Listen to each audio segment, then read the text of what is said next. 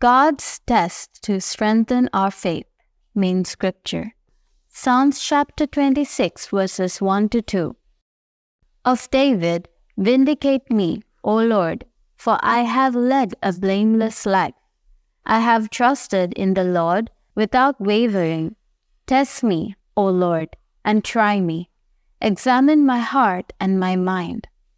Psalms chapter 26 verse 9. Do not take away my soul along with sinners, my life with bloodthirsty men. David was consistently concerned about his spiritual well-being, wishing to lead a blameless life. He sought God to examine his heart and mind.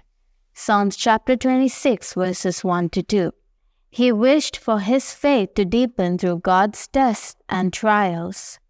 Likewise, we should introspect and assess our hearts as David did. We should share that aspiration, longing for the growth of our faith. We should ardently seek spiritual nourishment, for blessed are those who hunger and thirst for righteousness. Matthew chapter 5 verse 6. Obedience amidst trials. While it is easier to remain obedient during times of peace, it is crucial that we also demonstrate our faith by remaining obedient through trials and hardships. David aspired to reach this level of faithfulness.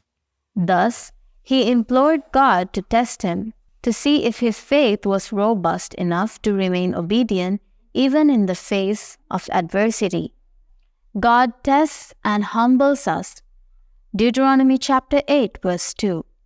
Remember how the Lord your God led you all the way in the desert these 40 years, to humble you and to test you in order to know what was in your heart, whether or not you would keep His commands. Our church life is filled with trials and tests from God. He purposefully humbles and examines us to gauge the depth of our faith. The Israelites End. Deuteronomy chapter 8 verse 3. He humbled you, causing you to hunger, and then feeding you with manna, which neither you nor your fathers had known, to teach you that man does not live on bread alone, but on every word that comes from the mouth of the Lord.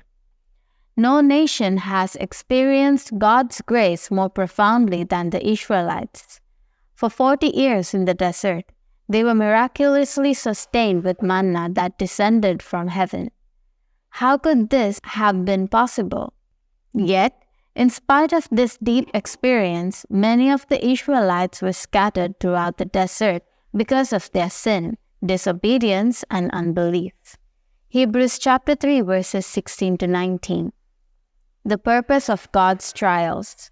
Therefore, facing a series of trials is essential for Christians.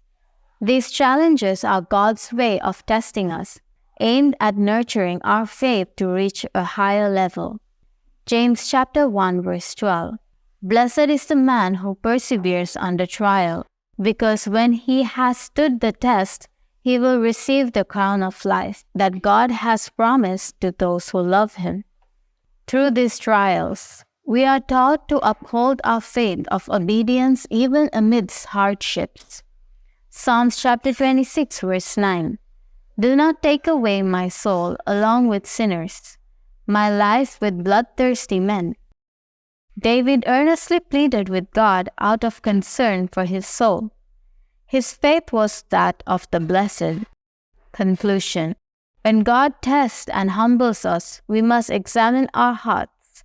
We must embrace these trials gladly, understanding God's aim to nurture our faith to a higher level.